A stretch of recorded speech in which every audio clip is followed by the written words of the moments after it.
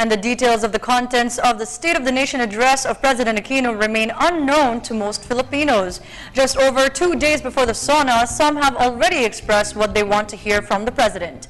Noel Perfecto reports.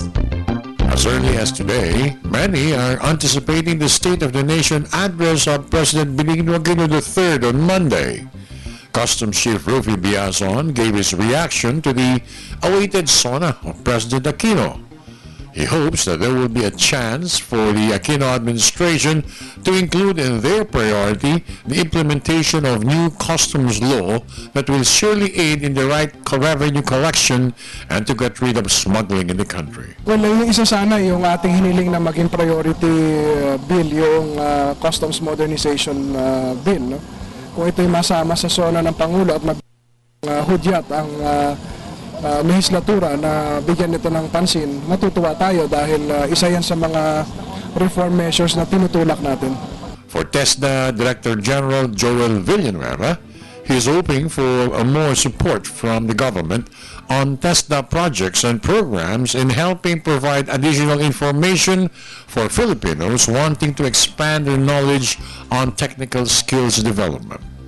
Yung pong ipinakita at ginawa na ng ating Pangulo ay isang matibay na ehemplo para sa amin at testimonya na magpatuloy kami at ma-inspire kami sa kanyang mga ginagawa. Napakadami hong pwedeng ipagmalaki sa TESDA. No?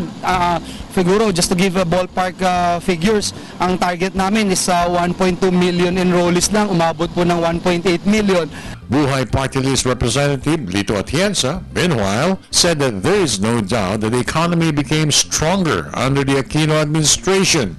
But it would be better if the administration will focus on monitoring the corrupt officials that gives the government a bad image. Alam mo, siyempre meron diyang mga plus factors, meron diyang mga naging successful ang administrasyon, Pangulong Pinoy, pero meron namang mga talagang palpak at kailangan tignan mabuti at aminin natin para pagtulong-tulungan natin ang solusyon.